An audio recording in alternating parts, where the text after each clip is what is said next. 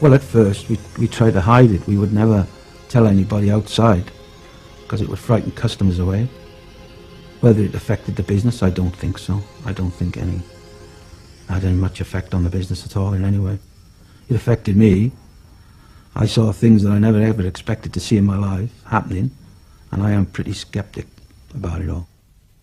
There's got to be somewhere there's got to be an explanation, because what I've witnessed, it's been fantastic.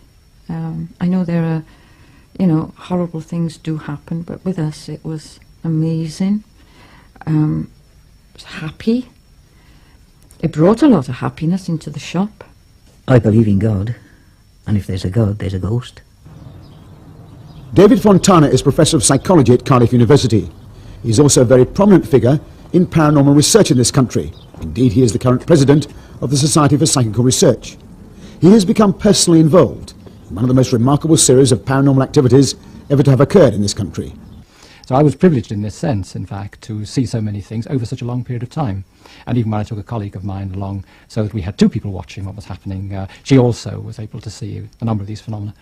And we were quite certain that there was no trickery involved. There was no question of this. These events have taken place in Cardiff over the past 5 or 6 years. They involve a spirit, a presence, a persona, it's difficult to know what word to use, who seems to have a childlike, playful personality. Formerly he is called the Cardiff poltergeist, that is to say a disembodied spirit. But to those who've come in contact with him, he is known affectionately as Pete. And they do seem to feel genuine affection for Pete. He is, if you like, the E.T. of the spirit world. Playful, mischievous, whimsical, friendly.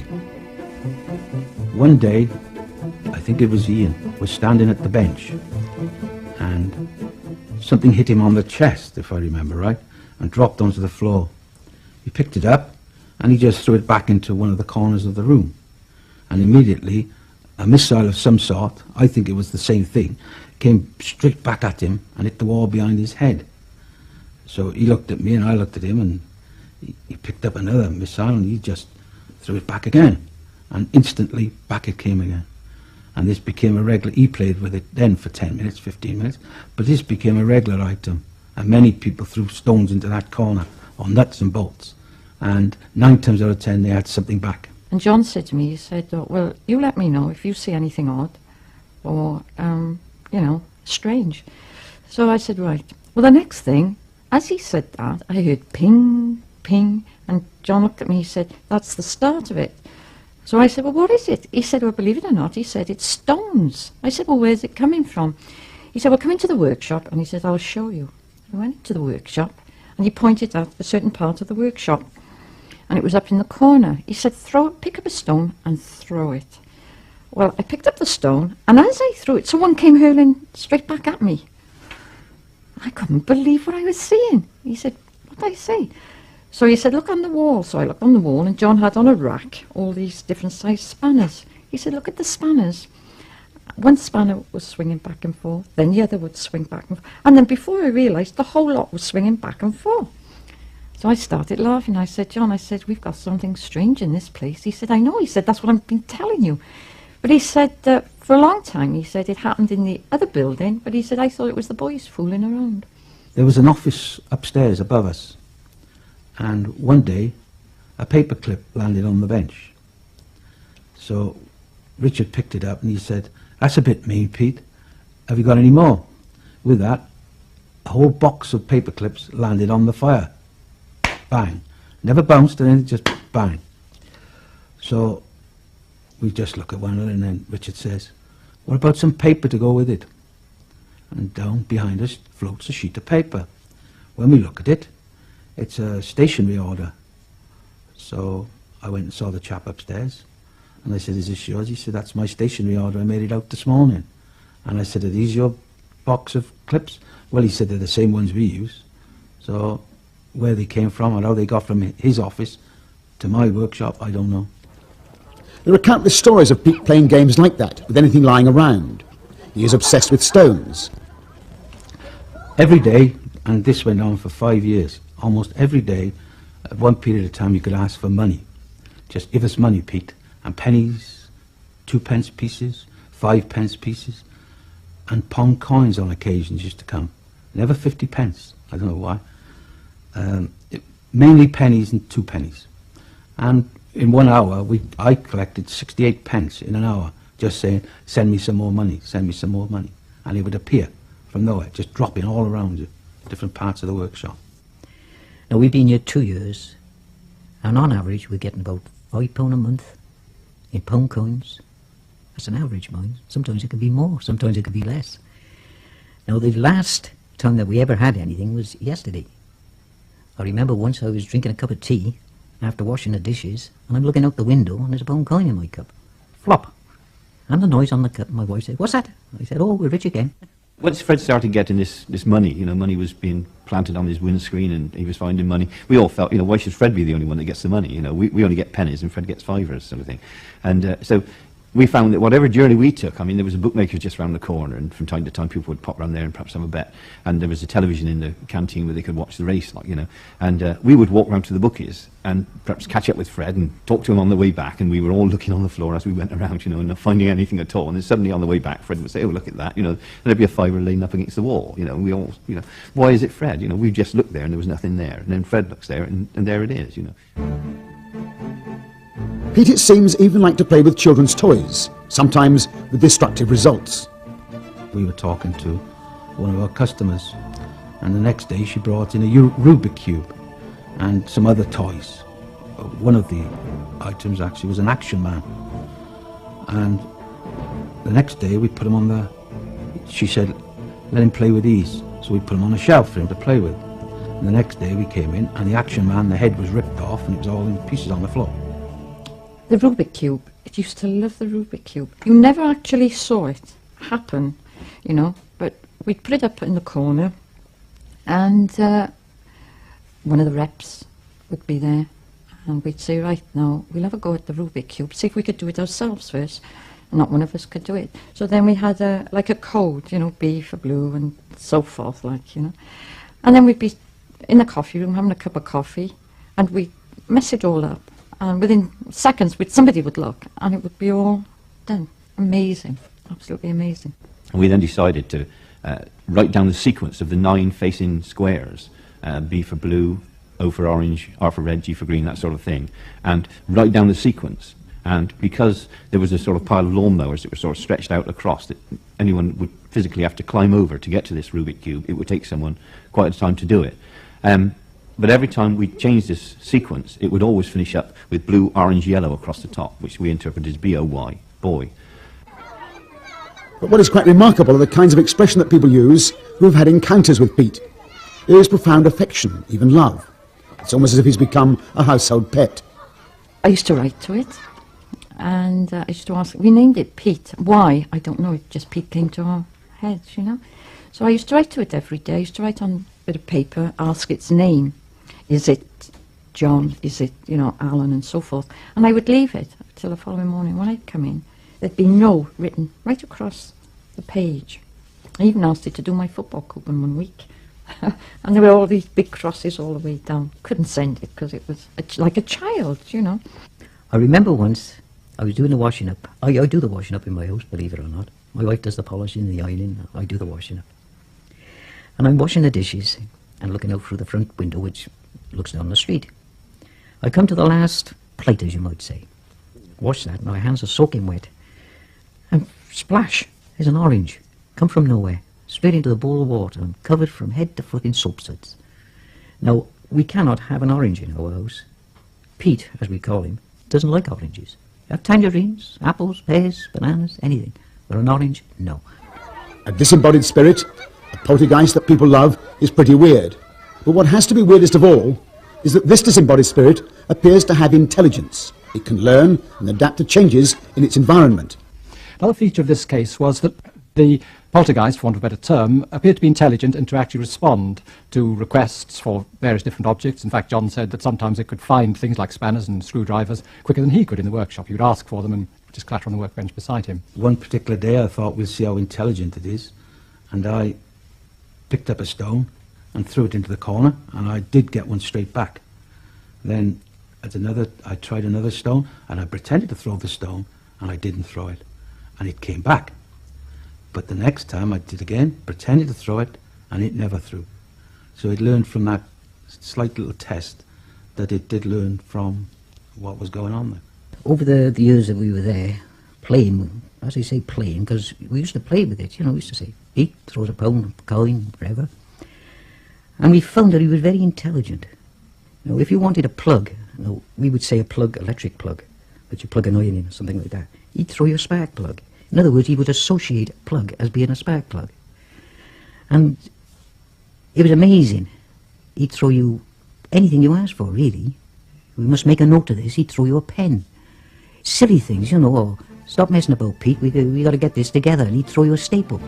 You know, this sort of thing he would associate with what we were speaking. It was so good. I said, right, Pete, I said, you're so clever.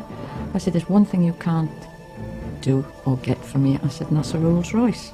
And as I said that, at my feet, and John was my witness, a Rolls Royce keyring landed at my feet with RR on it. You know, amazing.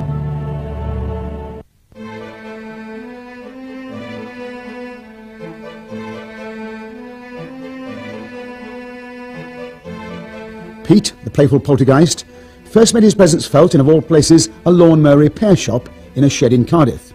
At one stage, Pete became totally addicted to these little lawnmower carburettor floats. He just couldn't resist playing all kinds of tricks with them. Well, he went through a period of floats. Floats like this used to appear and disappear. You'd put them down on a surface, and 10 minutes they'd be gone. And you usually find them stuck up in the ceiling, or they'd come back. And then, so we started playing with them and putting them in certain positions. One particular day, as we were locking up, we put one in a position where we could all see it, to see if it would be gone the next morning when we came in. And we locked the door, got in the car, 4 of us, and went up the road. We stopped at a shop for one of the chaps to get some cigarettes, Fred. He went in the shop, and as he came out, he was as white as a sheet. And I said, what's wrong? And he said, look. And he opened his hand, and there was change in there, money, and a float like that. And he said, it's got to be the one from the shop. So I said, oh, I don't think so. So he said, let's go back and check. We went back and checked, and we opened the shop, and we pushed the door, and there's nothing where the float was when we left it, only a matter of 10 minutes earlier. And this one morning, I noticed it first, actually. We went in, and I happened to look up at the ceiling, and I thought, what's that stuck in the ceiling? And there is no way, because we had people trying to do it, there was no way you could push that into the ceiling tiles. And we took it down, there was a £5 note all screwed up, stuck on the end, and then stuck in the ceiling. Well, we had this for a week, so it got that we had a bit of fun with it, because we say, whose turn next? My wife and I locked up the shop about 5 o'clock one evening, a beautiful summer's evening, and we drove home. Got so far, and I said, we must get some grub, because we're hungry. So we called into Safeways on the Cobblers Road in Cardiff. And I was a bit black with dirt from repairing lawnmowers. And I'm sat in the car, and I'm tapping the wheel of the car, steering wheel, to the music. And with that, there's a chap next to me, and he's doing the same, because he must have the same music on. Now, my window is open on my side. My wife goes into Safeways to buy some food. And then I look up into the sky, and there's this black mass. It was something like a black piece of rag coming towards me. Now it came through my window, hit the passenger window, my window was open, and just 5 different floats all on the floor of the car. I'd made a sponge. The same thing happened to my sister-in-law this one Sunday. And John was talking about lawnmowers and so forth. And I couldn't believe it. And on the table, I made the sponge. It was on the cake stand and everything. And when I turned around, there was a carburettor float stuck in the middle of it. And the same thing had happened to my sister-in-law. So she had the same experience. And floats became the order of the day for this thing to play with. And it just played around till it got tired of them. And in the end, it went on to something else, usually keys or something different. It changed its whole thing, and it said, fed up with that, let's go on to something else. Nowadays it seems that Peter's moved in with John's brother-in-law Fred, who also used to work in the lawnmower repair shop. Fred is now retired, and he is the only person who claims actually to have seen Pete. Now he was a little boy dressed in 1940s clothes, and no figure or face. You could see the outline, and he had a sort of a cub cap on his head. And you could see the outline of his hands, his face, and yet you couldn't put a face to him. But he was sat on sort of a fixture where we kept spare parts for lawnmowers. You know, he looked out of proportion to me. His body, compared to his size, his head should have been in the ceiling. It's hard to explain, but he looked really out of proportion. Now, this happened several times. I should say 4 or 5 times I've seen Pete the poltergeist. Now, I remember once when John was doing a lawnmower. When I say doing the engine of a lawnmower, and there was a nut that he could not get undone. So he said, "Come over here, Fred, give us a hand." So I held the lawnmower while he was getting the old spanner on it and really trying to get this nut undone. And I said, "Don't look up now, John, but Pete is behind you on the shelf." With that, John slowly went back to look, and it must have been half a house brick. Just come down, and it just smashed on the lawnmower. It frightened us. In fact, we went outside for a smoke afterwards. It was that frightening. Another time, I was locking up the shop, and Pete was in our little canteen where we used to have cups of tea, and he was waving to me. Just one hand up. No hand, but you could tell he was waving because the sleeve was moving. And I was walking slowly because I was on my own, and I was frightened. And I said, "Come on now, Pete, I've got to go home." And he just vanished. Vanished completely.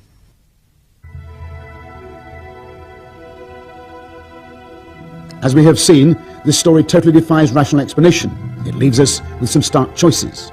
Either we disbelieve the rage of witnesses, or we have some immensely complex questions to answer.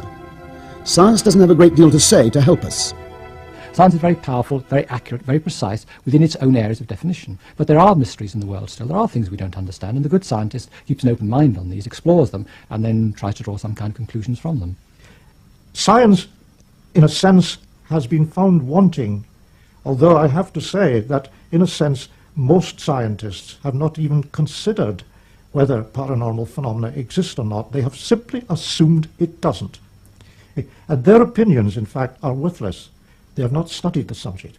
But even when those scientists who have done so have spent decades studying it, like Professor William James or Professor Sir Oliver Lodge, their understanding has been very, very limited. And it could be, you see, that the 21st century, if our civilization survives, and if there are still scientists around, it may be that they will have to realize that the understanding of human personality in its non-physical material aspects is totally beyond our understanding, beyond the methods of science as it operates now. That doesn't mean that there will not be an answer, but it will be something that we cannot envisage now. But then, the beginning of the 20th century, everything in physics, in a sense, had to be rethought because of Einstein and Becquerel and radioactivity and relativity and quantum mechanics. So science is struggling to grapple with issues and phenomena which it really is not yet equipped to tackle. It isn't that science can reject them or prove them to be irrational. A childlike, intelligent, playful poltergeist is simply beyond the bounds of scientific competence. But there is no denying the response of people who claim to have interacted with it. They believe they're interacting with an essentially human spirit. I realised that I was seeing something that was something that other people would never be able to see. And for a while I felt very privileged, and then later on we became very blasé about it, and I think by the time it went I was glad to see it go, and I don't think I'd like to see him back. I'm one of these people, I never ever believed in anything, ever. You've got to see things to actually believe it. But after what I've witnessed, I feel honoured. I find that when you talk about it, things happen. Now, you could go away after making this programme, and I can be inundated with pound coins, even a fiver, tenner, whatever. Whatever Pete decides to give me, he will give me, which is uncanny. But I'm not sorry, I'm privileged.